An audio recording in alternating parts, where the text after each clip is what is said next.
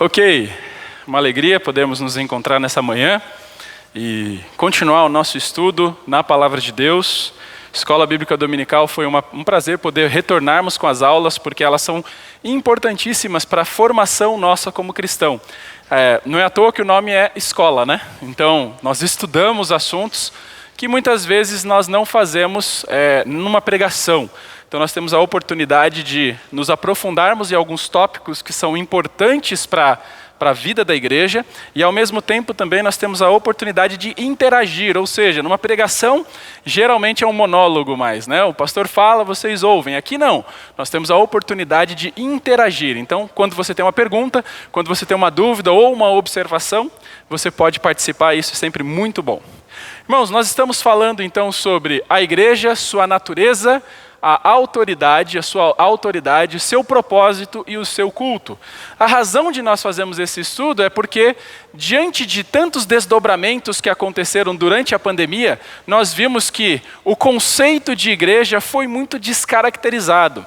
Recentemente eu até mandei para vocês um link de uma conferência que aconteceu, promovida pela editora Fiel, é uma publicadora de livros bastante conhecida no nosso país, publicando muitos livros importantes e bastante conservadores teologicamente, e eles lançaram um movimento chamado Igreja é Essencial. Então, sem dúvida, muito importante esse material, e eles fizeram a tradução de um livro e disponibilizaram esse livro gratuitamente ainda. Então você tem ele em PDF, em formatos onde você consiga colocar no seu e-book reader lá, se você tem um Kindle ou alguma coisa assim. E além disso, eles têm em audiobook. Ou seja, não tem desculpa, né? Você não gosta de ler no papel, tem digital. Você não gosta de ler no digital, tem no papel. Você não gosta de ler, ouça. Então tem e-book, audiobook. Então é só colocar lá, dar play e ouvir, você vai ser muito edificado com certeza. Eu já tive acesso a esse livro no lançamento dele no ano passado em inglês e torcia muito para que ele fosse lançado em português e de fato isso aconteceu e sem dúvida vai ser uma bênção para a igreja brasileira. Se você ainda não leu, se você ainda não tem acesso a ele, muito fácil, você colocar no Google, Igreja é Essencial, Editora Fiel, você vai conseguir. E eles estavam vendendo esse livro a R$5. A promoção que eles estavam colocando, se você quer ele físico, né? A R$5. Então você podia comprar 2 cópias por pessoa, porque senão o pessoal ia comprar de monte, né? Ia dar problema. Mas diante desse movimento, a gente percebe o quanto a igreja muitas vezes pode ter sido descaracterizado os seus conceitos durante esse período de pandemia. Muitas igrejas, muitas pessoas, muitos crentes começaram a olhar para o virtual, talvez, e gostar daquilo, né? E de fato, a gente tem uma tendência a nos conformar muito facilmente com aquilo que nos convém, né? Então, sem dúvida, você ficar sentado no sofá da sua sala, de pijama, comendo uma pipoquinha, enquanto o pastor está lá falando, é muito mais cômodo para você. Você não tem que pegar o seu carro, você não tem que colocar combustível que vale mais do que ouro hoje, né? Então você não tem que fazer isso e não tem que lidar com outras pessoas, né? Você não tem que olhar para a cara do pastor Rude, aquela bela face, né? Então, sem dúvida, é muito mais cômodo para você vê-lo virtualmente, talvez. Mas será que é esse o plano de Deus para a igreja? Será que é isso que Deus idealiza como uma igreja local? Será que um culto é somente ouvir a pregação? Então, muitas coisas que a gente precisa estabelecer para que nós tenhamos, então, aquilo que Deus idealizou para a sua igreja. Nós temos que ter na nossa mente o seguinte, irmãos. A igreja foi comprada por Jesus. Então, ela tem um alto preço. Nós devemos lidar com ela com sabedoria, porque como pastores, como diáconos, líderes dessa igreja, nós estamos cuidando de algo que não nos pertence. Então, sem dúvida, devemos cuidar com alta conta. Devemos ser muito cuidadosos ao lidar com ela, porque um dia prestaremos contas diante do Senhor de como nós estamos administrando essa obra aqui dessa igreja local. Irmãos, eu mostrei para vocês nas últimas semanas que o que mais influencia as práticas de uma igreja local é a doutrina. Então eu sei que para alguns entrarem em parafusos, quando a gente começou a falar um pouco sobre eleição, sobre predestinação, mas nós vimos bem claramente que a salvação do ser humano, ela é uma obra soberanamente divina, totalmente de Deus. O ser humano, ele não tem mérito algum na salvação. Eu sei, é difícil de entender muitas vezes, eu sei, é humilhante entender, eu sei, o nosso emocional muitas vezes está envolvido nessas questões, porém, é isso que as Escrituras nos apresentam. Então, se você perdeu as aulas anteriores, é importantíssimo que você vá até o nosso canal no YouTube. Na verdade, pegue os links que são mandados lá no grupo. Não sei se o Natan já fez uma playlist sobre essas aulas. Então, a gente manda a playlist e você vai ter acesso às aulas anteriores. Essa aula que nós estamos fazendo hoje é a aula de número 5. Então, tem algumas aulas que ficaram para trás que você pode assistir no YouTube. E o YouTube tem aquela ferramentazinha lá de você colocar na velocidade 2. Você já viu? O áudio, aquilo ali para mim é um achado maravilhoso, sabe? Então você tem lá uma aula que dura 1 hora, você pode clicar e colocar na velocidade do áudio 2. Então fica 2 vezes mais rápido, significa que 1 hora de aula se torna 30 minutos. E eu não consigo viver mais sem isso. Eu só consigo assistir aulas ou vídeos no YouTube dessa forma. É bom e ruim, eu sei que às vezes a gente vicia. Então você chega na igreja, aqui no culto não dá para colocar o pastor na velocidade 2, né? Mas no YouTube, depois dá para você fazer isso. Então, vá lá, ouça essas aulas. Se você não assistiu, se você ficou com alguma dúvida, eu tentei ser o mais detalhado possível, ao mesmo tempo que não pude ser tão profundo pela quantidade de aulas que nós tínhamos. Então, depois que nós vimos que a doutrina é o que mais influencia a prática de uma igreja, nós fomos conversar a respeito de qual, então, doutrina que mais impacta. E nós descobrimos 3 delas, que é a compreensão que uma igreja tem a respeito de Deus, do homem e da salvação. Isso vai implicar diretamente nas práticas de uma igreja local. Isso vai determinar se uma igreja será teocêntrica. Quem pode me dizer o que significa essa palavra? Teocêntrica. Já expliquei antes. Isso, centrada em Deus, né? Centrada em Cristo. Então, teos, Deus, cêntrica, centrado. Então, centrada em Deus, ou se essa igreja local será antropocêntrica. Quem sabe me dizer o que significa esse termo? Centrada no homem. Antropos no grego é homem, né? Então ser humano, e centrado no ser humano. Existem essas 2 vertentes, existem essas 2 visões que uma igreja pode ter. E quando ela possui uma visão elevada de Deus e uma visão baixa do homem, ela vai ser uma igreja teocêntrica. Agora, se ela possui uma visão elevada do homem, mas uma visão baixa a respeito de Deus, essa igreja será então antropocêntrica, ou seja, centrada no homem. No final das contas, irmãos, a visão da igreja, a visão que a igreja tem sobre Deus, sobre o homem e sobre a doutrina da salvação, irão revelar quem aquela igreja local de fato quer agradar. E falando de maneira prática, irmãos, aqui é um desdobramento das aulas anteriores. Você lembra que nós vimos lá, a salvação ela pode ser uma obra soberana de Deus, ela pode ter, ou o homem pode ser o centro na escolha pela salvação.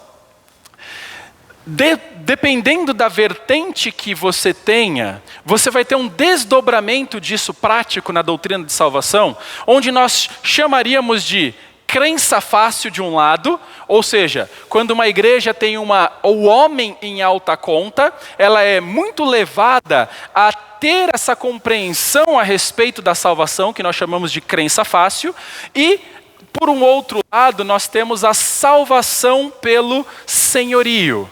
E eu vou explicar para vocês um pouco mais para frente sobre o que isso significa. Mas a salvação pelo senhorio é um desdobramento de uma compreensão teológica que coloca Deus em alta conta. Quando você entende que Deus é o soberano na salvação do ser humano, então você vai ter uma compreensão da salvação pelo senhorio. Mas vamos quebrar isso aí em detalhes, vamos por partes, né? E olhar primeiramente para a crença fácil. É o primeiro tópico que eu quero apresentar para vocês, mas antes de mais nada, vamos nos dirigir a Deus em oração, pedindo a Ele direção para o nosso tempo aqui juntos. Oremos. Nosso Deus, agradecemos pela oportunidade de nos encontrarmos nessa manhã.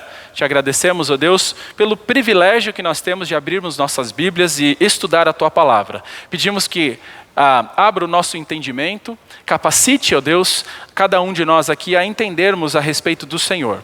Porque é em nome de Jesus que nós oramos. Amém. Irmãos, Natan, em cima da minha mesa eu esqueci aquela minha garrafa. Você pode pegar para mim, por favor? A crença fácil, irmãos, é uma visão que é mais amplamente aceita acerca da doutrina da salvação. A maioria das denominações nos nossos dias, elas abraçam essa vertente na sua abordagem evangelística. E essa vertente que ensina essa crença fácil que nós chamamos, ela é evidenciada na forma como a maioria das igrejas elas se comportam. Deixa eu explicar para vocês o que é a crença fácil. O que é crença fácil? Eu tenho um texto que vai resumir e eu vou detalhar ele para vocês. Primeira coisa que nós vemos aqui, irmãos, é que crença fácil é a visão diluída da salvação que procede de uma visão baixa de Deus e elevada do homem. É aquilo que eu falei para vocês. Você tem uma visão do homem muito mais elevada, do que aquela apresentada pelas Escrituras. Então, quando você tem uma vertente assim, a tendência é que você caia nesse evangelho da crença fácil. Segundo ponto aqui, também está no nosso texto, a ideia é que arrependimento não é algo necessário para a salvação. E tudo o que é requerido por Deus é uma simples decisão de aceitar Jesus em seu coração. Já ouviu isso muitas vezes sendo dito? Você vê muitas vezes evangelismo acontecendo onde não tem qualquer apresentação de fato do que é o evangelho. A única coisa que se pede para as pessoas é aceite Jesus, aceite Jesus. Mas as pessoas muitas vezes não entendem isso. Eu recebi essa semana de um irmão um vídeo de uma igreja grande, com muitas, bem famosa no Brasil também, e que tem uma abordagem que exerce exatamente essa abordagem nos seus cultos. O pastor está terminando uma pregação e ele começa a tocar a musiquinha lá no fundo, e aí ele começa a falar, quem quer aceitar Jesus? Só levanta sua mão no seu lugar. Aí amém. Amém, amém, Deus abençoe, amém, amém. Todo mundo lá levantando a mão, ele pronuncia essas palavras. Ele fala, amém, nos encontraremos no céu. Olha só, aí eu pergunto para você, todo mundo que levantou a mão, tem uma compreensão do que é o evangelho? Porém saíram, talvez não convertidos, mas muitos deles convencidos por aquele pastor, de que agora vão para o céu. Olha o perigo, irmãos, do que nós estamos fazendo muitas vezes com essa abordagem da crença fácil. As pessoas não têm qualquer compreensão do que está envolvido na salvação. Elas acham, é só fazer a oração funciona então como o pozinho de pirilim-pim-pim, né? Que você joga lá e aí a partir daquele momento você está salvo. Mas você pode continuar vivendo a sua vida do jeito que você quiser. A descrição continua dizendo o seguinte do que é a crença fácil.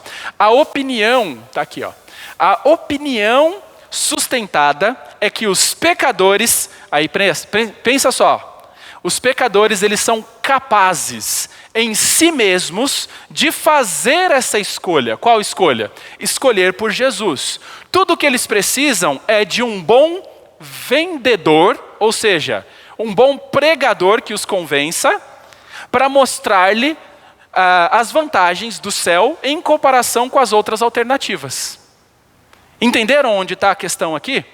O evangelho é apresentado como uma mercadoria. Então depende muito de quem é que está vendendo. Você já conheceu um bom vendedor? Você entrou só para olhar aquele produto e de repente quando você percebeu, você saiu com eles nas sacolas? Por quê? Porque o cara sabe te vender. O camarada sabe oferecer aquele produto. Eu me lembro de uma vez, eu trabalhei em seguros e tinha o pessoal que trabalhava em vendas, né? E eles falavam o seguinte, que um dos treinamentos que eles faziam era, tem que vender gelo para esquimó. Quais seriam os argumentos que você usaria para vender gelo para um esquimó? Você sabe quem é um esquimó?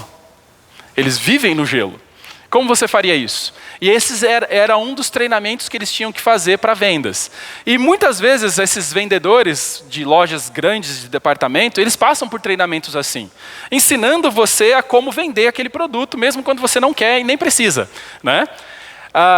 Muitas vezes, quando você tem uma compreensão equivocada a respeito da doutrina, quando você entende que o ser humano ele é capaz de, em si mesmo, fazer uma escolha por Jesus, então, a única coisa que você precisa fazer é organizar a apresentação do seu produto de uma forma atraente. E fazendo isso, essas pessoas, elas chegarão e você tem que convencer ela a todo custo. Isso é o que a crença fácil ensina. Irmãos, você tem que entender que a crença fácil, eu lembro que na última aula nós conversamos um pouco, nas últimas aulas, sobre as duas vertentes teológicas que estão em questão quando a gente fala sobre o assunto da salvação. Alguns falaram, pastor, calvinismo e arminianismo. Sim, existem essas vertentes. Porém, essa vertente que nós estamos usando, que eu estou falando para vocês aqui, que na verdade inundou o nosso país, não é nem calvinismo e nem arminianismo. Você sabia disso? Porque existem outras vertentes teológicas. Existe uma que nós chamamos de pelagianismo. Você sabe o que é isso? Foi originada com um homem chamado Pelágio.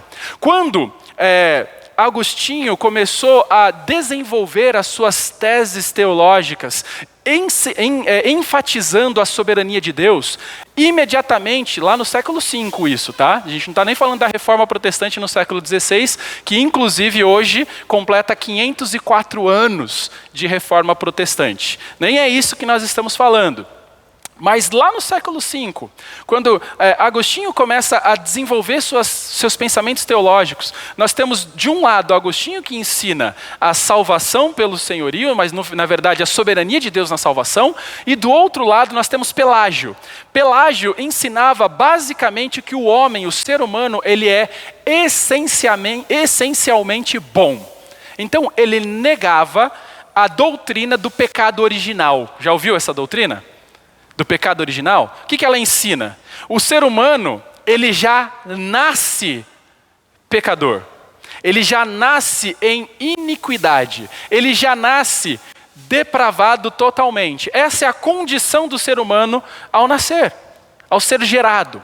Pelágio ensinava que o homem nasce essencialmente bom e que, na verdade, ele é fruto do seu meio. E aquilo que ele será depois é determinado pelo ambiente no qual ele está inserido. Então, ele entendia que o ser humano ele não é afetado pela doutrina do pecado original. Então, se na teologia augustiniana a salvação é 100% de Deus, ou na calvinista, né?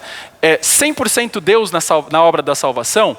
Na doutrina pelagiana, a salvação ela é 100% obra do homem. Entendeu a diferença? 100% obra humana.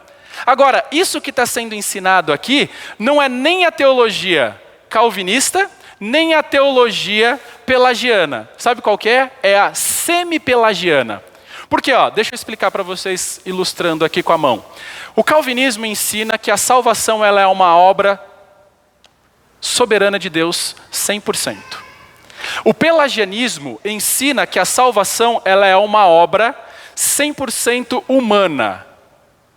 O arminianismo, ele vai ensinar, ele crê na doutrina da depravação total, tá bom? O arminianismo, ele crê. Se você se intitula arminiano, mas não crê nessa doutrina, você não entendeu o que é o arminianismo. Mas o arminianismo, ele crê que a salvação ela é uma obra 90% de Deus, 10% do homem. Entendeu? 10% é o homem respondendo. Então eles creem naquilo que eles chamam de graça preveniente. O homem está morto nos seus delitos e pecados, mas cada vez que o evangelho é pregado, cada vez que alguém é evangelizado, a graça ela age no coração de todo mundo, e aí aquela pessoa que está ouvindo, ela tem a capacidade, naquele momento que ela é evangelizada, ela é trazida à vida, digamos assim, para ela ouvir e responder positivamente ou negativamente ao evangelho. É muito bonito, eu gostaria que fosse verdade. O problema é que não tem respaldo bíblico. A gente não encontra nas escrituras esse tipo de descrição a respeito da graça preveniente na salvação. Então, essa graça preveniente age no quê? Nesses 10% aqui, até 90%, e 10% no arminianismo, então é o homem respondendo para ser salvo. O que é o semipelagianismo? Misturou tudo, e agora, a salvação, a doutrina da salvação, ela é 90% homem. Para não falar que era 100%, o pelagianismo foi muito feio, né? Não, 100% homem? Não, é demais, vamos tirar um pouquinho. Então agora é 90% homem, 10% é Deus. E é isso que impera no nosso país, tá? A doutrina da salvação que é ensinada nos nossos dias é uma doutrina semi-pelagiana. Não é um pelagianismo, porque não fala que é 100% Deus, 100% homem, mas é um semi-pelagianismo. E o que acontece, irmãos? Com essa visão baixa de Deus, então, o homem tem 90, Deus só tem 10. Essa visão baixa de Deus, vem a ideia de que Ele não exige de nós nada mais do que uma simples oração. Muitas vezes realizadas ao repetir as palavras do pastor depois de ir à frente da igreja. É isso que é ensinado que é ser salvo. É você fazer a oração. Na melhor das hipóteses, o pregador pode lembrar aquela pessoa que vai orar, dizendo o seguinte: você tem que orar com todo o coração, tá?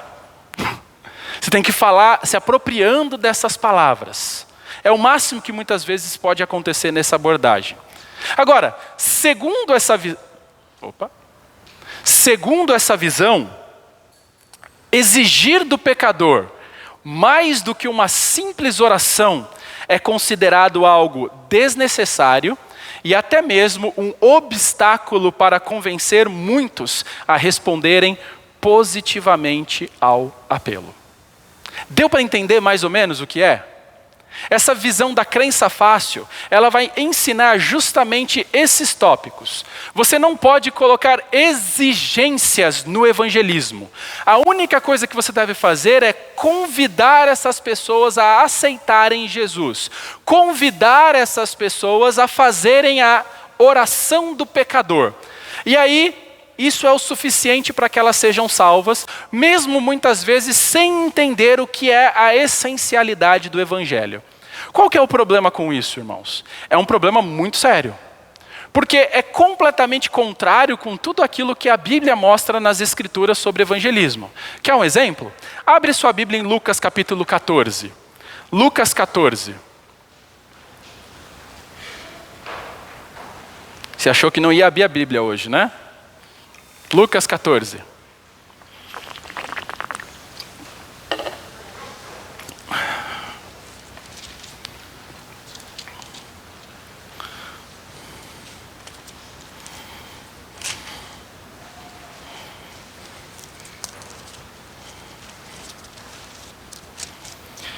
Lucas 14, versículo 25. Aqui nós temos um resumo, irmãos, apresentado pelo próprio Cristo, sobre quais são as condições para ser um seguidor de Jesus. Vamos perceber aqui se o que é falado é condizente com o que nós vemos apresentado na maioria das igrejas evangélicas dos nossos dias. Olha o que diz versículo 25. Perceba, primeiro detalhe que e eu vou lendo e fazendo algumas considerações para vocês, então não vai ser uma leitura corrida, tá? Versículo 25 diz assim, ó: grandes multidões acompanhavam Jesus. Pensa só na situação, ó. um grande número de pessoas seguiam a Jesus.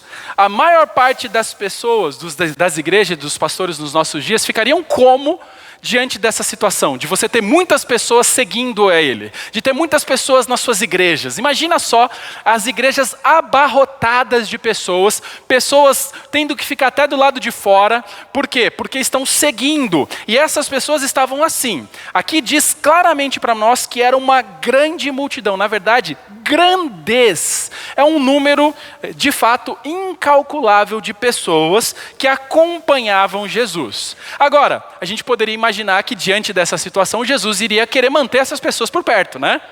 Não, eu tenho que continuar aqui persuadindo, eu tenho que continuar trazendo elas para que elas tomem uma decisão, né? No sentido de, humanamente falando.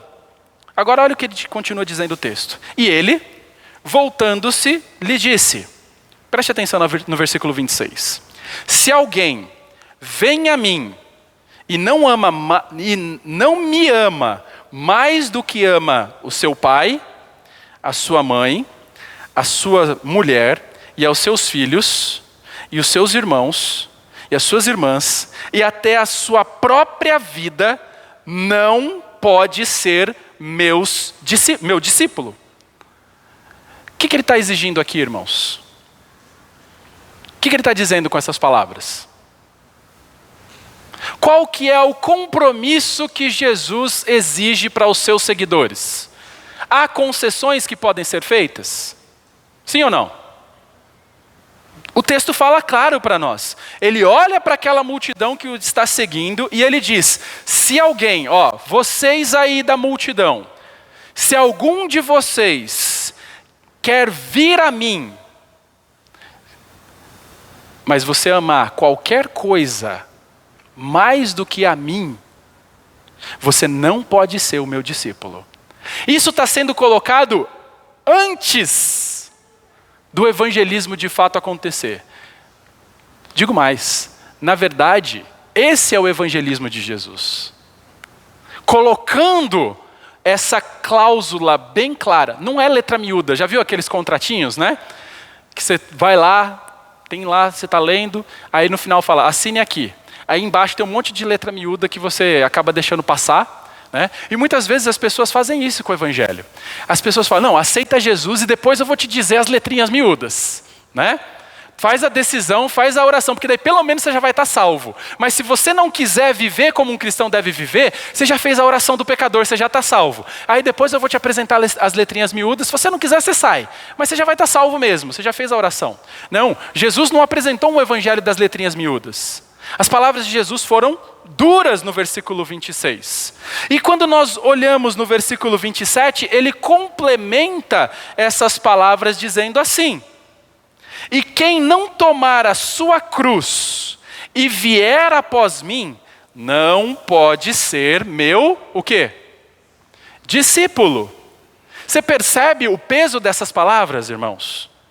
Sabe o que Jesus está dizendo aqui quando ele fala, quem não tomar a sua cruz e vier após mim? Cruz é um instrumento de morte. O que Jesus está dizendo para aquelas pessoas é, se vocês querem me seguir, mas vocês não estão dispostos, primeiro, a negar tudo por amor a mim. Se vocês não estão dispostos a, até mesmo, morrer por amor a mim, que é isso que ele está dizendo quando ele fala tomar a cruz, ele continua, você não pode ser o meu discípulo. Agora, olha o que ele diz no versículo 27. E quem não tomar a sua cruz e vier após mim, não pode ser meu discípulo. Versículo 28 agora. Por isso, qual de vocês, pretendendo construir uma torre, não se assenta primeiro para calcular a despesa e verificar se tem meios para concluir?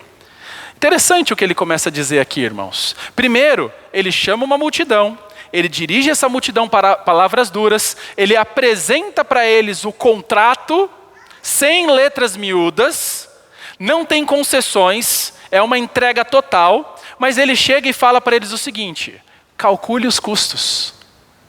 Olha o que ele diz, o 28.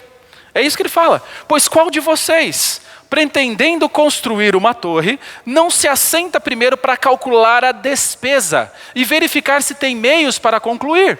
Olha o verso 29.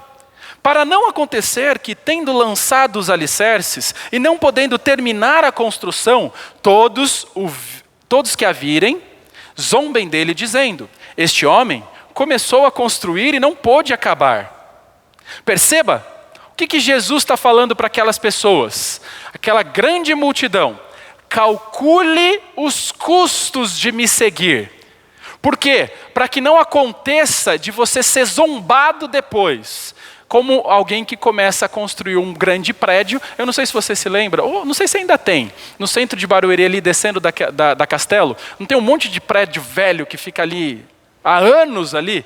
A gente passa ali, todo mundo nota, todo mundo pensa, ó, o que aconteceu? Ou algum embargo, por quê? Porque não foi preparado, não tinha documentação, talvez não tinha dinheiro, e aquilo acaba virando um motivo de chacota. O que Jesus está dizendo aqui é, calcule os custos. A aplicação que ele fez dessa construção de torre, na verdade, ele está aplicando também a vida cristã. O que ele está dizendo é, antes de me seguir, antes de se tornar o meu discípulo, olhe para as Escrituras, observe quais são as exigências colocadas. No caso, ele colocou aqui, amor incondicional por Ele, negar-se a si mesmo, amar a Ele acima de qualquer coisa e estar disposto até a morte, morte de cruz. E ele continua, porque ele diz no versículo 31, o seguinte, ou qual o rei que indo para combater outro rei, não se assenta primeiro para calcular se com 10.000 homens poderá enfrentar o que vem contra ele com 20.000? Versículo 32, caso contrário, estando o outro ainda longe, envia-lhe uma embaixada pedindo condições de paz. Perceba, irmãos, calcule, analise bem se é isso que você vai decidir para a sua vida, porque o custo é alto. E ele ilustra pessoas que se comprometem descomprometidamente, comparando-as, primeiro no versículo 34, dizendo assim, versículo 33. Assim, pois, qualquer um de vocês que não renuncia a tudo o que tem, não pode ser meu discípulo. E agora sim, depois de apresentar a condição exigida, ele fala, quem se compromete comigo descomprometidamente é semelhante ao quê? Ele diz no versículo 34, o sal é certamente bom, mas se o sal se tornar insípido, como lhe restaurar o sabor? Ele continua, não presta mais nem para a terra, nem para o monte de estrume. Lançam-no fora. Quem tem ouvidos para ouvir, ouça. O que ele está dizendo aqui é o seguinte, se você afirma ser um cristão, mas não é comprometido com Jesus, nos termos dele, não nos seus, você é como um sal que não salga. Você não serve para nada. A única fonte, o único resultado disso é ser lançado num monte de estrume, lançado para fora. E isso aqui é um paralelismo sendo apresentado à condenação eterna. São pessoas não salvas, que serão eternamente separadas do Criador. E perceba, ele termina o seu discurso no versículo 35 dizendo o seguinte, tem uma multidão, mas ele diz, quem tem ouvidos para ouvir, ouça. Quem vai dar esses ouvidos para eles ouvirem? O próprio Deus. O Espírito Santo vai trabalhar naqueles corações, abrir aqueles corações, para que aqueles que foram os eleitos de Deus possam ouvir essa mensagem. E a única maneira deles poderem se comprometer dessa forma é se Deus os despertarem para isso. E percebem que é completamente diferente da abordagem apresentada nos nossos dias no evangelismo? O texto deixa claro para nós, é uma evangelização que não faz concessões. Na vida cristã, é tudo ou nada. Não existe meio termo. Quer ver um outro exemplo? Abra sua Bíblia agora em Mateus capítulo 19. Mateus 19. Nós vimos as palavras de Jesus a uma grande multidão. Agora vejamos as palavras de Jesus a um indivíduo. Versículo 16. Mais uma abordagem evangelística de Jesus. Agora, lidando com um jovem rico.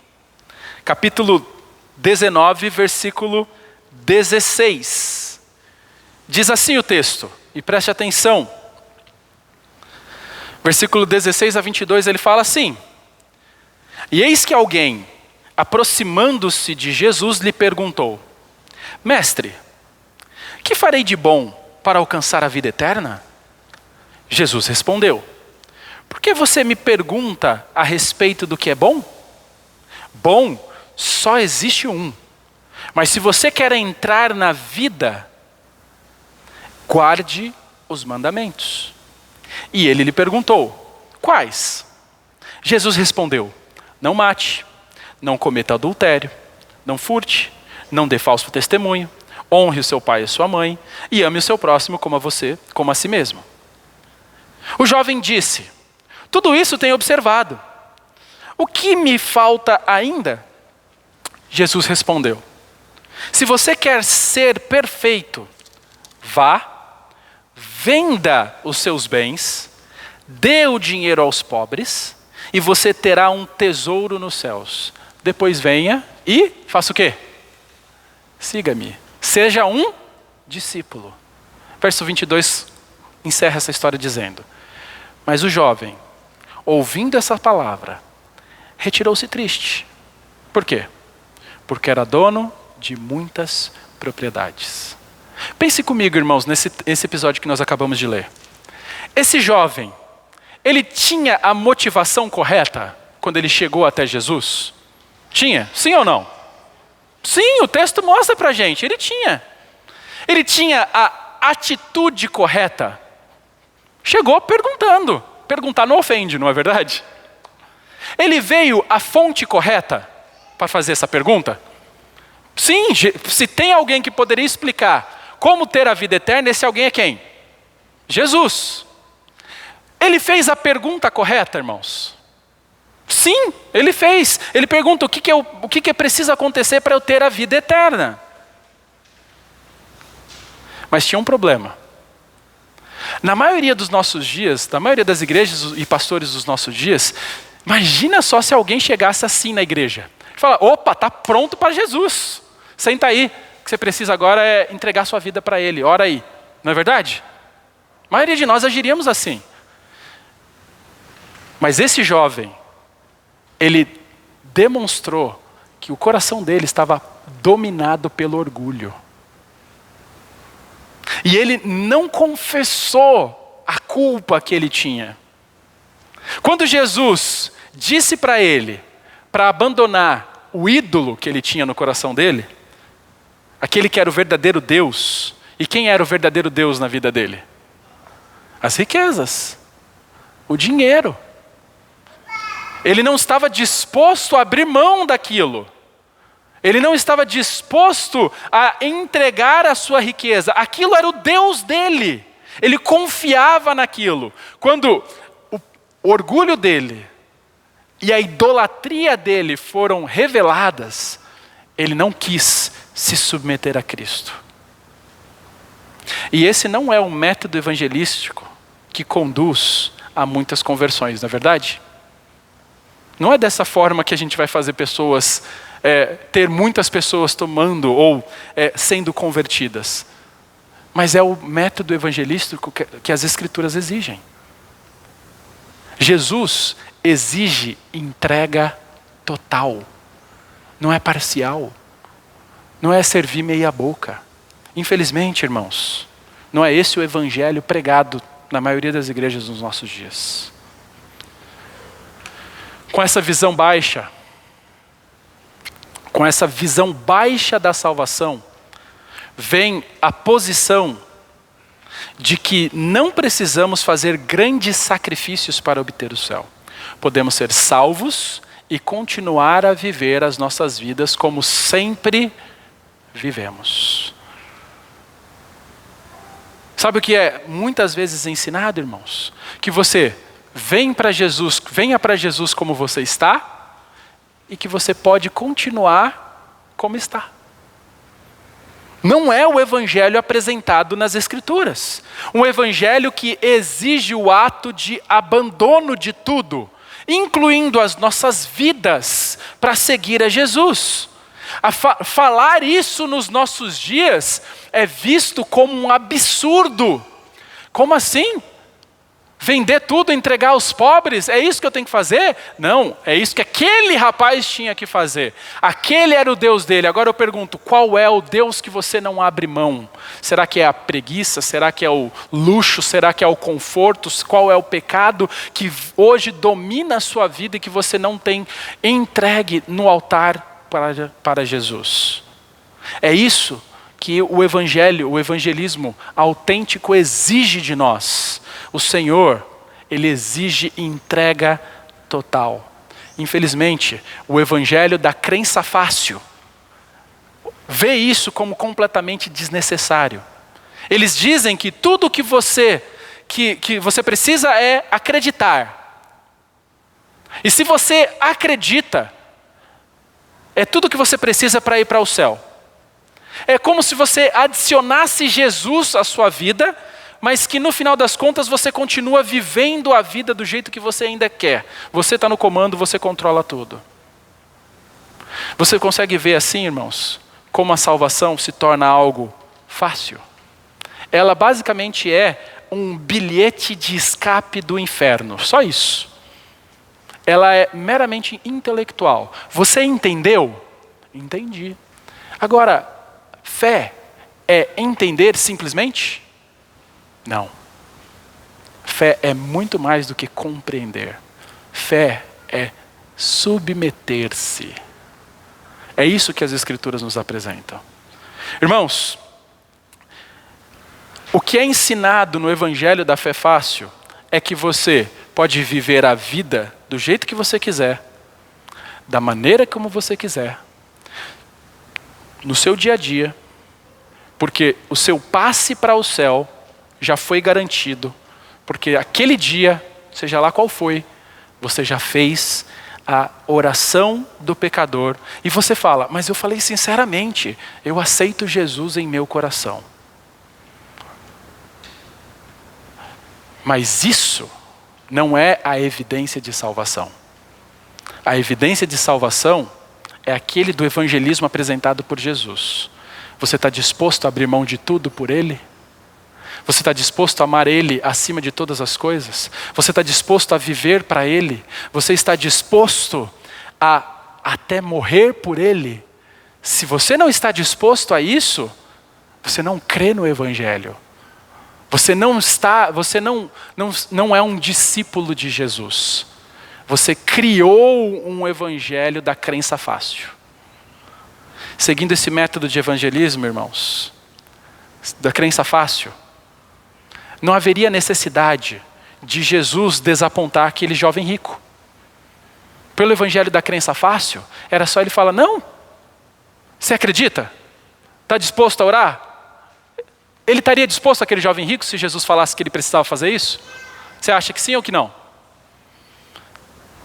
Mas não é isso que Jesus exige dos seus. Não é isso que Jesus exige daqueles que são seus discípulos. Imagine aquela grande multidão que seguia Jesus, se ele olhasse para elas e falasse o seguinte, vocês, para serem meus discípulos, façam essa oração. Você acha que eles não fariam? Irmãos, qualquer um, nos nossos dias, está disposto a se decidir por Jesus. A maioria das pessoas. A maioria das pessoas estão dispostas a fazerem uma oração para ir para o céu. Mas se você mostrar para elas que elas precisam negar a si mesmo, tomar a cruz e seguir a Jesus para ser um discípulo, aí poucos querão. Espera aí, eu tenho que crucificar a minha carne com os meus desejos e minhas paixões? Sim, é isso. Se você não está disposto a fazer isso, você não é um discípulo de Jesus. Você está seguindo qualquer coisa, menos a Jesus. Esse é o evangelho da crença fácil que tem entrado no meio das nossas igrejas, que tem entrado no Brasil e tem trazido uma consequência catastrófica. Sabe por quê? Porque a crença fácil leva a outra doutrina perigosa, conhecida como cristianismo carnal. Sabe o que é isso? É o católico não praticante, cristão. Aquele que fala o seguinte: eu sou salvo. Mas espera aí, porque como você pode ser salvo vivendo desse jeito? Vivendo uma vida de pecado, vivendo uma vida dominada pelo pecado, tendo prazer no pecado. Aí a pessoa diz: é que eu estou vivendo um período de carnalidade. Quanto tempo? Uns 10 anos, 15 anos. Sempre talvez.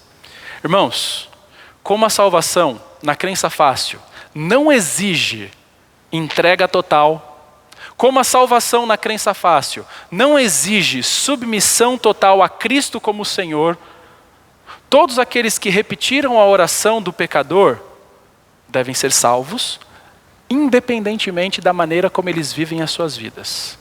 Então, debaixo dessa ilusão, irmãos, bêbados, adúlteros, fornicadores, idólatras, carnais, são declarados herdeiros do céu. Por quê? Porque fizeram uma oração quando eram crianças, e a maioria é isso, tá? Maior parte dessas pessoas se concentram em crianças. Porque quando você vem de um mundo, quando você vem de uma experiência anterior com o mundo, com o pecado, mesmo diante de uma apresentação do evangelho defeituosa, há uma chance maior de você de fato entender o evangelho e entregar sua vida a Jesus. Agora, quando são crianças, onde desde pequenininho você fica pressionando seu filho: quer fazer a oração, filho? Quer fazer a oração, filho? Opa, já fez a oração, está salvo. Muitos estão confiados nessa oração e acreditam que para ser cristão, o que é necessário é somente isso. E se esquecem do que é exigido além disso. Como resultado dessa crença fácil, irmãos, as igrejas estão cheias de pessoas que apenas recitaram a oração do pecador e, devido a isso, elas se assumem como cristãs.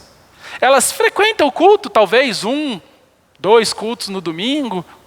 Se eu estou bem, eu venho 2. Se eu não estou, eu vou 1 só. Quarta-feira é step, eu venho se eu quiser. Né? Se der, nunca dá. Porque de fato nunca vai dar. Coloca isso na sua cabeça. Se você for esperar dar para chegar na quarta-feira, você nunca vai dar certo. Nunca vai. É uma questão de compromisso entre você e Deus. É uma decisão de sacrifício. É isso que é exigido dos seguidores de Jesus.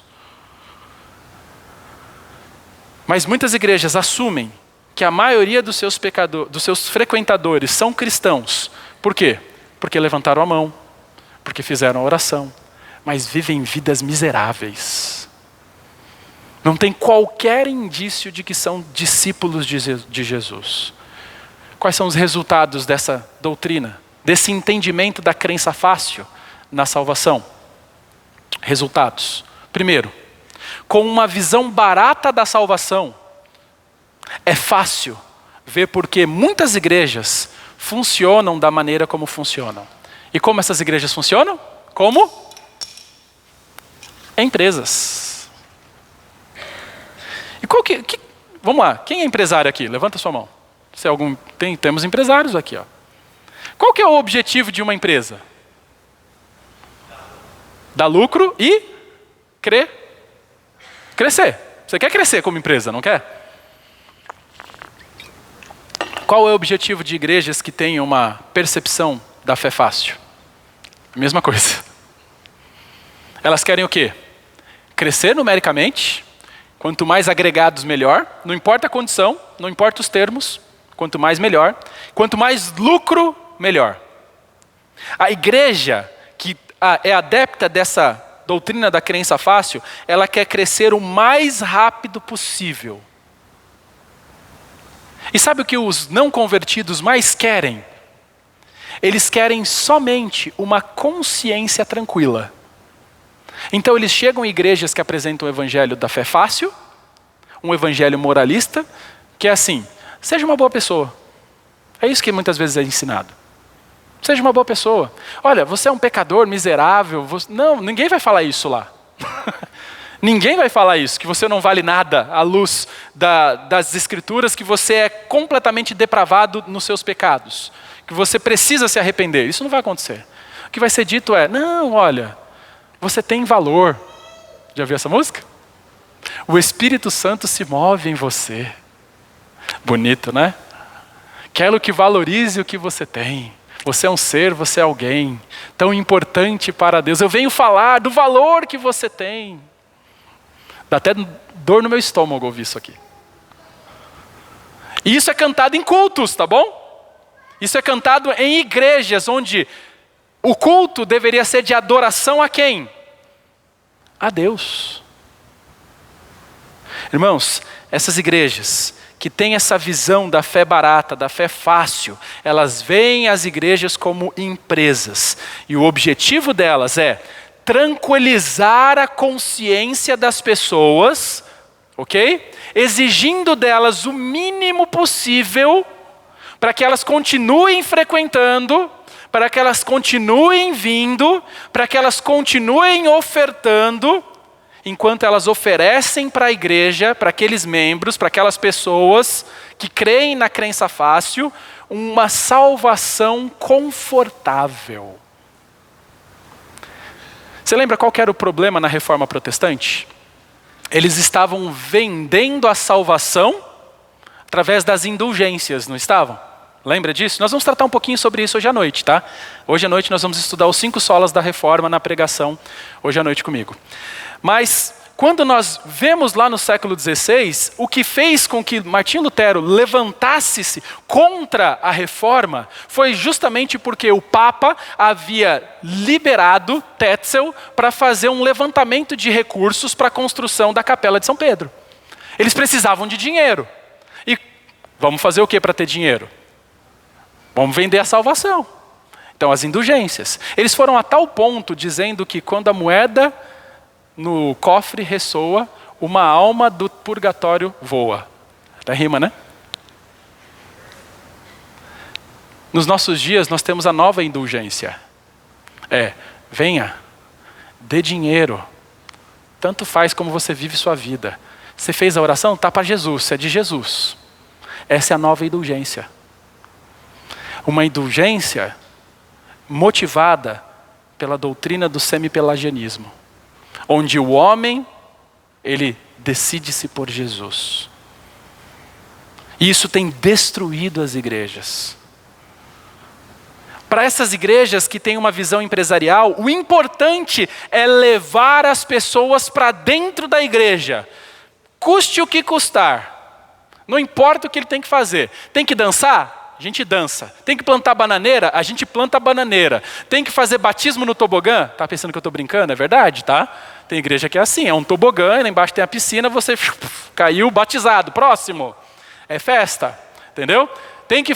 Não importa o que tem que ser feito. Você tem que agradar o freguês. Essa pessoa, ela tem que se sentir confortável. A atmosfera toda do culto gira em torno disso, tá ok? Tudo gira em torno dessa questão. Por isso que cada vez mais, como eu disse, cada vez mais igrejas têm sido descaracterizadas do que é um modelo de prédio de igreja. Você chega e você olha assim: nossa, isso aqui é uma igreja? Nem parece. Eu não sei se eu estou numa igreja ou se eu estou na CIA. É a mesma coisa. É o mesmo ambiente. E eu já disse isso uma vez e digo de novo. Quando é para jovens, então, aí piorou. Porque igrejas têm segmentado assim, né? Agora essa aqui é para jovem, essa aqui é de um nicho de 20 até 35 anos. Nós estamos fragmentando o evangelho por nichos de mercado. E todo mundo quer o de 20 a 35 anos, por quê? Está crescendo na profissão, vai dar mais contribuição para a gente, vai ter filho, vai crescer, vamos ter números e vamos ter dinheiro. Irmãos, para que essas pessoas voltem e continuem frequentando as igrejas, ficam oferecendo para elas constantemente o que elas querem. E o evangelho que é pregado não é o evangelho do arrependimento. O evangelho que é pregado é o evangelho da consciência tranquila. Vai, vive tua vida. Não se preocupa com isso não. Jesus te perdoou na cruz já. Vive no pecado. Faz o que você quiser.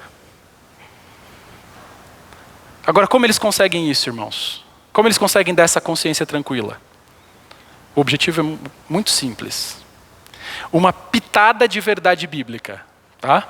Você fala, pastor, mas eu ouvi uma mensagem lá e o cara abriu a Bíblia e leu um versículo. Só que o resto é argumento persuasivo, é a pessoa sendo um bom orador, usando uma boa retórica e muito, mas muito mesmo, sabe o quê? Entretenimento. É festa todo dia, gente. Pula para um lado, pula para... O culto tem 2 horas de duração, e é música por quase 1, aí depois tem a apresentação do grupo de dança, a apresentação do grupo de... Aqueles caras que faz assim com a cara branca lá, esqueci o nome. Pantomima, né? É isso aí. Que faz lá com essas peças com... Assim, aí depois vem um outro e apresenta um vídeo, e vem o outro, não sei o que lá. Aí o pastor sobe para pregar e fala assim, irmãos, eu gostaria de pregar mais tempo, mas tenho só 15 minutos. Toda semana ele só tem 15 minutos. Né? E ele fala qualquer coisa, lê 2 versículos e vai para casa. Igrejas que gastam, como nós, 1h30 na escola dominical e 1 hora na pregação dominical, são igrejas que se preocupam não com a fé fácil, mas em pregar a verdade.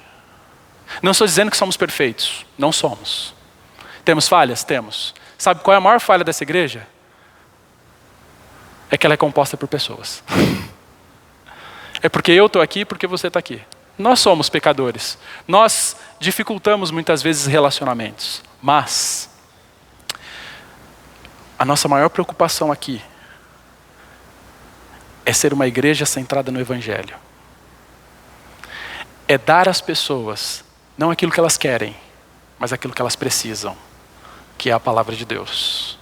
Seria muito fácil encher esse prédio, irmão, você não tem noção. É muito fácil. Com um pouquinho de retórica, muito entretenimento e uma pitadinha de Bíblia. É fácil. Eu não precisaria gastar 30 horas estudando toda semana para pregar. Qualquer 15 minutos é fácil fazer um discurso de 20, 30 minutos. Isso traria resultados. Encheria uma igreja de pessoas condenadas ao inferno. Mark Dever diz que igrejas guiadas pela fé fácil, na maioria das vezes, elas se tornarão igrejas guiadas pelo gosto do freguês. Você quer saber como atrair as pessoas e satisfazer as pessoas. É isso que a igreja quer fazer. Como a igreja pode permitir que as pessoas busquem tais coisas? Igrejas assim nunca permitiriam que o que aconteceu com o jovem rico acontecesse com elas.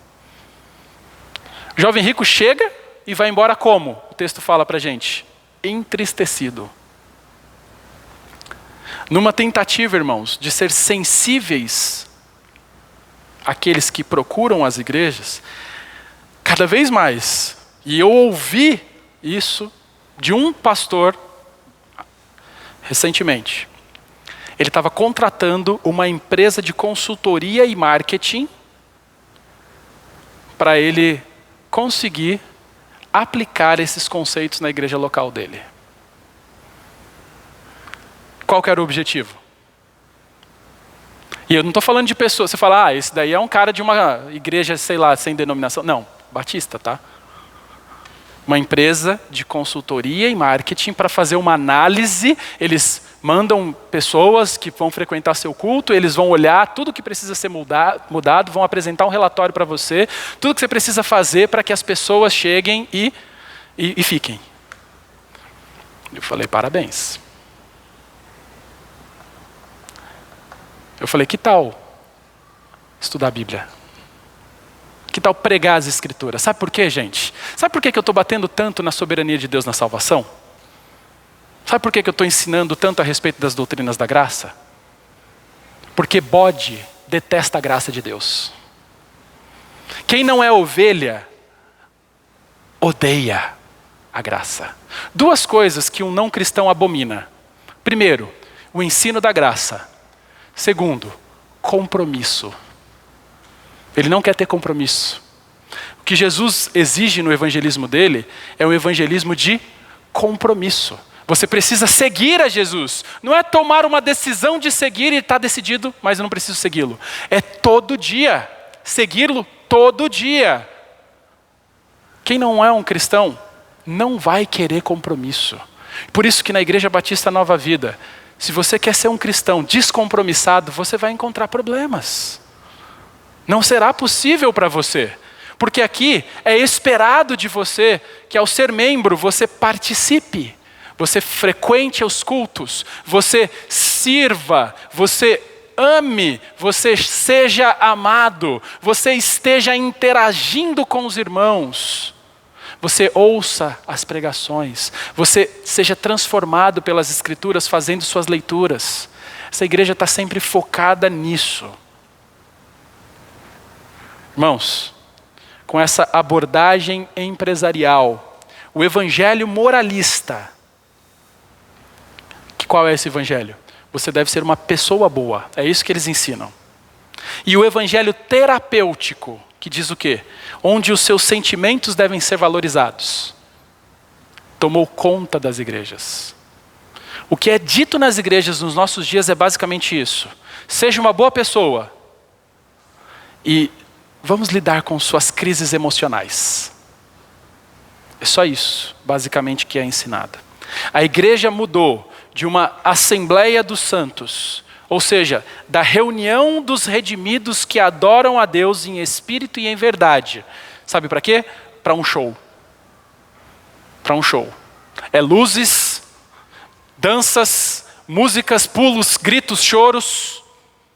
Mudou a reunião dos redimidos, o culto a Deus, para uma reunião social, onde cristãos nominais se reúnem semanalmente e eles ouvem, sabe o quê?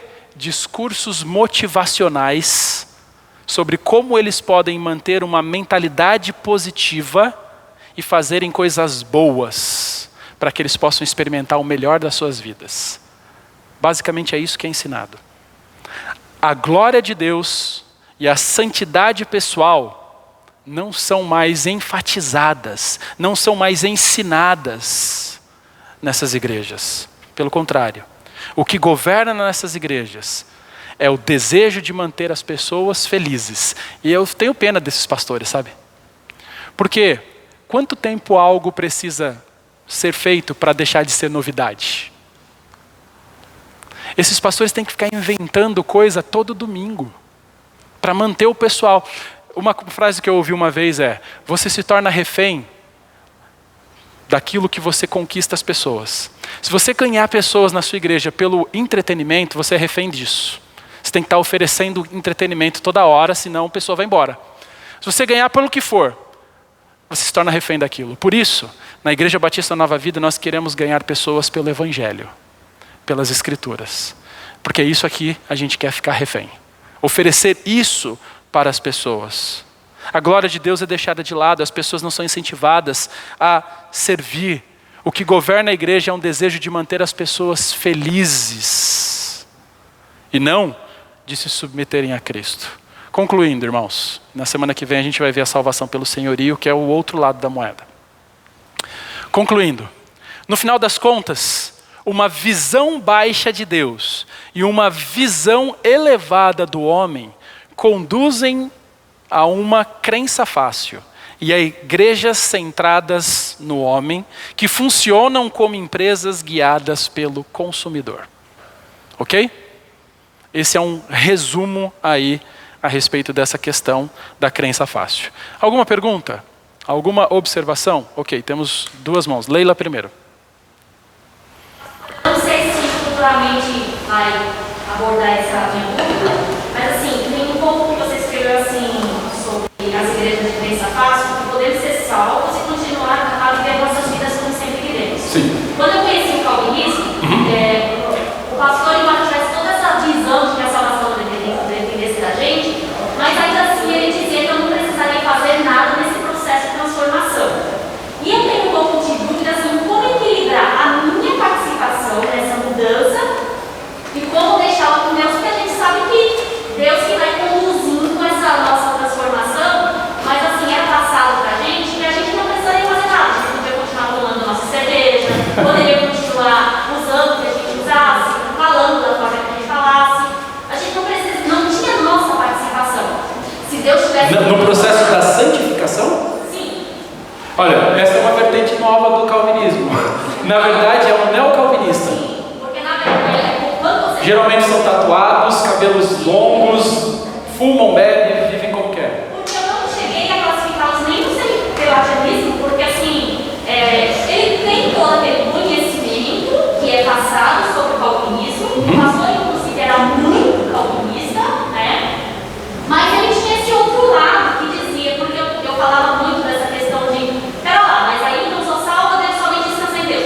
Exatamente isso. Tá? Desde que você confesse Jesus como seu Salvador, você já está salvo. Inclusive, Ele misturou 2 coisas, né? inclusive foi isso que me fez, no dia do meu batismo, não ir ao batismo. Porque eu falei assim, olha, na tua lógica, quando eu confessei Jesus perante as pessoas no meu primeiro batismo, eu já estou salvo. Então não preciso mais desse batismo. Né? Então foi em seguida que houve um conflito meu com o pastor por conta dessa visão, que eu saí da igreja e não quis mais ir porque eu não via muita coerência na coisa. Né? Então, eu tenho ainda dúvida em saber assim, quando eu vim pra cá, eu gostei porque você é incentivado a essa transformação, a essa mudança. Ok. Mas como que eu participo e como deixo Deus? Né? Eu fico meio confusa em equilibrar isso. Deixa eu tentar responder, é uma pergunta bem longa, com várias nuances. Mas, primeiro ponto, esse contato que a irmã teve com essa teologia, com esse teólogo calvinista, era um teólogo neocalvinista, tá? Ele não é calvinista, digamos assim, raiz. É o calvinista Nutella. É um calvinista que tem ressignificado a doutrina do calvinismo. A maioria deles a gente chama hoje em dia não de reformados, mas de reformodas.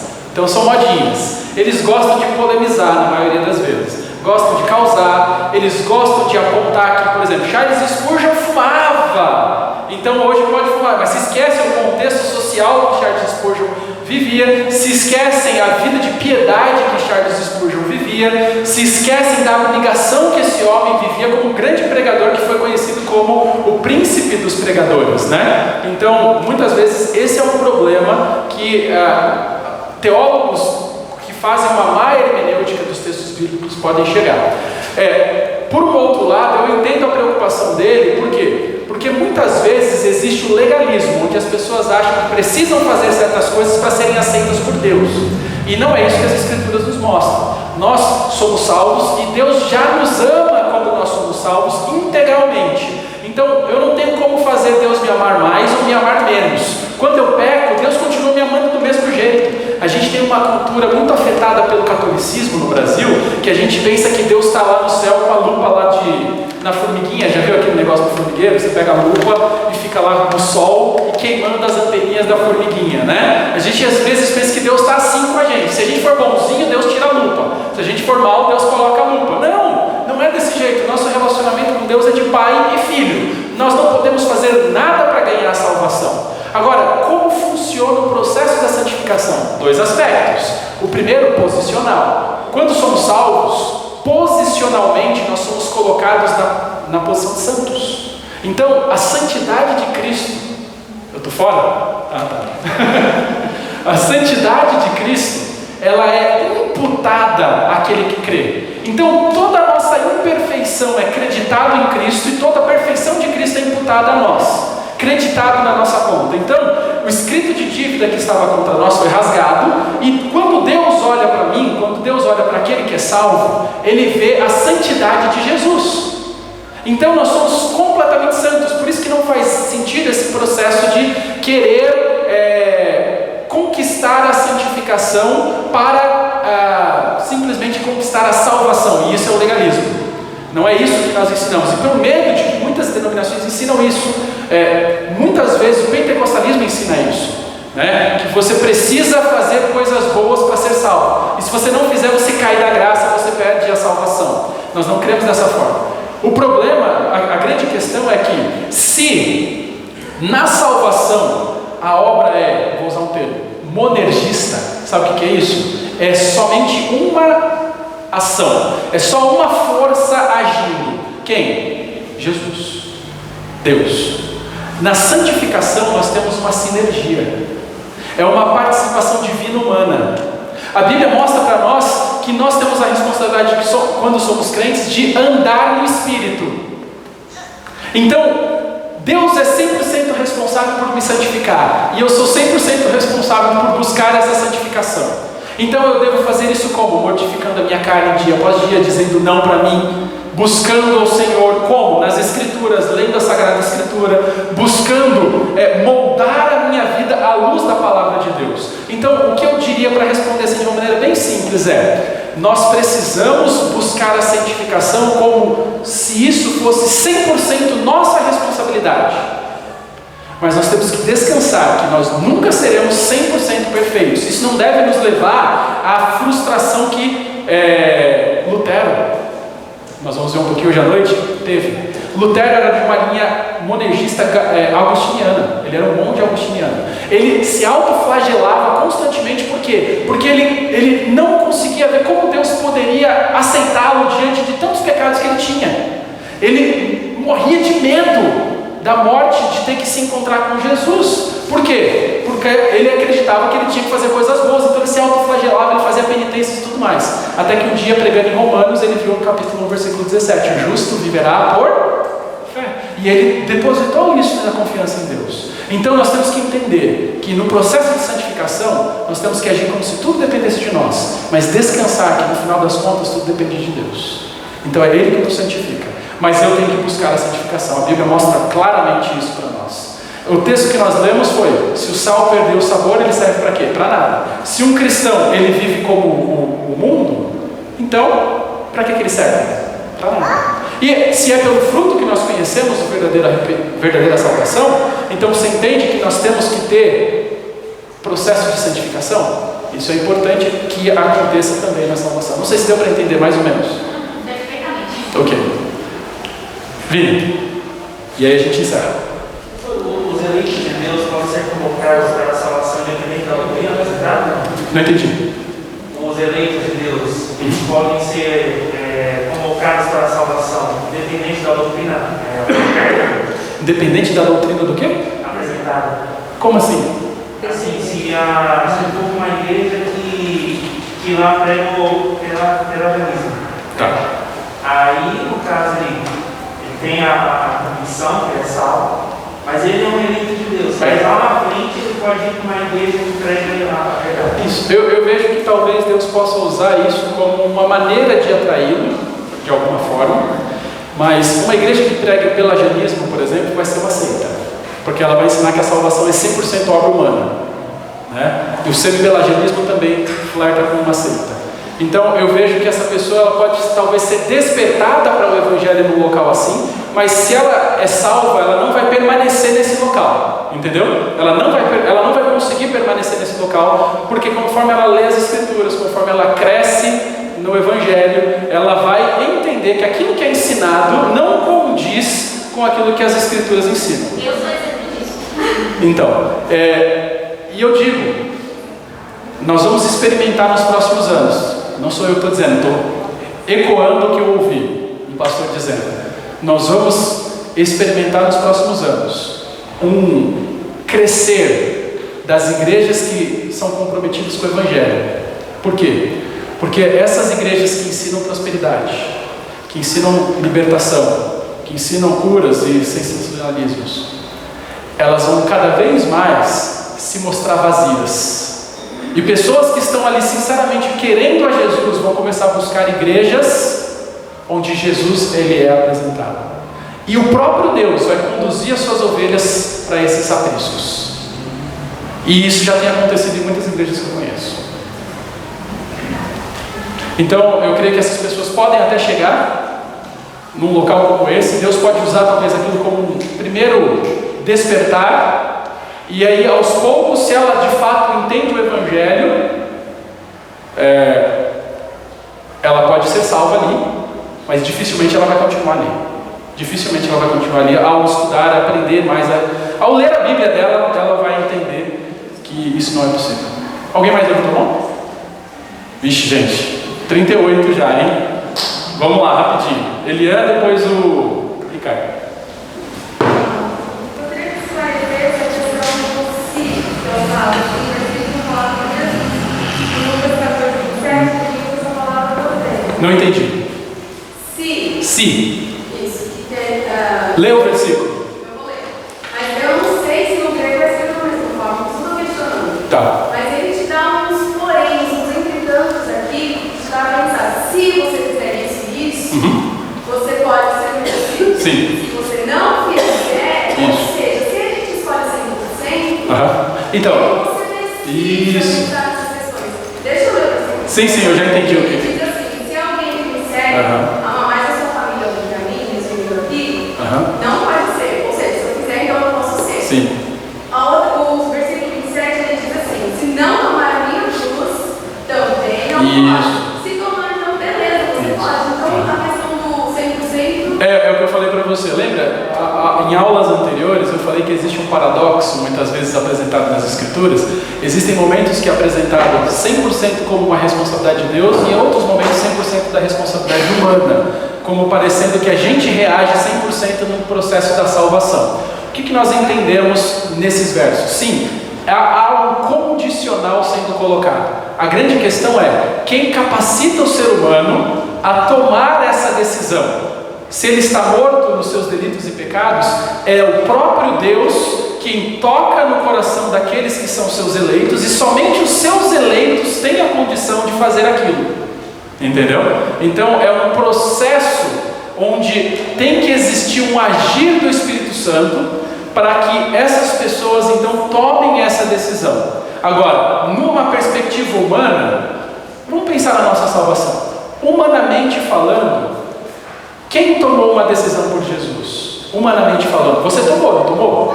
Você entregou sua vida a Jesus. Agora, é aquela questão que eu falei para você. Quando você tem lá o vinde a mim, vós que estáis cansados e sobrecarregados, eu vos aliviarei. Está vendo convite? E você fala, ok, eu vou atender esse convite. Aí você pensa, fui eu, né? Quando você passa pelo portal, do lado de dentro está escrito, eleito desde a fundação do mundo. Então você só foi capaz de satisfazer esse sis colocado nesse texto, porque você foi um eleito de Deus. Aquele livro que eu falei para vocês do R.C. Sproul, que está lá no fundo, vai ajudar muito a esclarecer esse tipo de assunto. Porque sim, há até certo ponto um paradoxo. Quando nós entendemos essa questão do paradoxo, existem duas vertentes que você pode ir. Então o homem é 100% responsável por tomar decisão, então Deus é 100% responsável por tomar decisão. E se você, dependendo da vertente que caminhar, vamos ter uma perspectiva da salvação ou antropocêntrica ou teocêntrica. Então é isso que nós entendemos. O que eu costumo fazer? Quando a Bíblia apresenta um chamado como esse ao arrependimento, eu faço. Eu prego isso. Por exemplo, eu já preguei aqui 2 portas, 2 caminhos e 2 destinos. Falando, tem um caminho largo e um caminho estreito. Quem escolhe o caminho largo, perdição. Quem escolhe o caminho estreito, salvação. Tome uma decisão. Você joga para a pessoa dessa forma, é assim mesmo. Agora, quem vai tomar a decisão só são os eleitos de Deus. Quem vai tomar a decisão pelo caminho estreito só são aqueles escolhidos por Ele. Agora, do lado humano, eu não sei quem são. E do lado humano é uma decisão que eles tomam. Então eu apresento dessa forma, como uma decisão que eles tomam. Ninguém vai para o céu arrastado pela orelha, né? Não, você vai porque você é eleito, vem já que você é eleito. Não, Não. A pessoa vai voluntariamente. Agora, ela vai voluntariamente porque Deus a atraiu. É difícil de entender, eu sei disso. É o quê? Não entendi. Não é, nós não somos um robô, a nossa vontade está 100% ativa no processo da salvação. É o que a Bíblia apresenta. É assim, eu sou escolhido por Deus, por isso eu respondo. Quando eu respondo, é porque eu sou escolhido. E isso é feito voluntariamente porque eu sou escolhido. É difícil de entender, eu sei disso. É muito complexo em seus elementos para ser estudado. Por isso que eu digo, há necessidade de se ler e estudar a respeito. Porque nossa mente é finita e muitas vezes esses conceitos parecem conflitantes. Mas não são. Na mente de Deus não são. Na nossa é. Na nossa é bastante complexo. Mas é o que a Bíblia apresenta. A Bíblia apresenta soberania de Deus na salvação e a Bíblia apresenta responsabilidade humana 100% na salvação. Como conciliar essas duas coisas? É um paradoxo na nossa mente. Mas na mente de Deus está plenamente pronto. Quando eu tento explicar, que é um problema. Se eu tentar explicar, é um problema. Porque daí eu caio nessas heresias pelagianas, semi-pelagianas. Quando eu deixo nas mãos de Deus e falo, não, Deus sabe de todas as coisas, Ele é justo, santo, justo e bom. Eu não sou capaz de entender. Deus, o Senhor é. Então eu vou fazer o que o Senhor me manda. Quando o Senhor fala que eu tenho que falar, eu falo. Quando eu não tenho que falar, eu não falo. Se no texto fala que Deus é soberano, Deus é soberano. O texto fala que o homem tem que tomar uma decisão em resposta, o homem tem que tomar uma decisão em resposta. Eu sou fiel ao texto bíblico.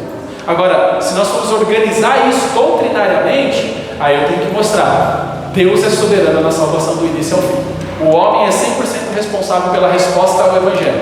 Como? Não sei. Ricardo. Eu acho que os escritores da Bíblia se fundamentam da mesma forma, no espírito agiu. Mas cada um escreveu de acordo com o seu ensinamento, com a sua própria pessoa, né? Suas características. Suas características são preservadas. Sim. No meu caso aqui é uma autoanálise. Na igreja eu vejo que a gente está falando diferente quando eu vim para cá em 2003. E eu entendo que o apelo era feito, a decisão ela era precipitada. Quando existe o apelo dessa forma como apresentado, o passo era precipitado, mas graças a Deus não tinha escola bíblica, né, de novo mesmo. Sim. E eu creio que a partir dali é que a pessoa vai firmando, né? Vai tomando a consciência para se vai ser batizado ou não. Só que mesmo assim continua bíblico, né? Porque você pensa que está salvo, mas você só abre o olho quando você está na classe bíblica. Às vezes você confunde pessoas que podem não chegar a essa mesma percepção na classe. E aí? Aí ela é batizada, confiando nisso, e aí acontece o que está escrito em Mateus capítulo 7. Mas Senhor, em teu nome nós fizemos isso, fizemos aquilo. E Jesus olha para aquelas pessoas e fala: apartai-vos de mim, eu nunca vos conheci. Então isso é bem sério, né? Ok? Qualquer perguntas individuais eu estou à disposição. Deus os abençoe e até o nosso culto hoje à noite. Ó, a culpa de demorar não é minha, tá? Eu terminei no horário.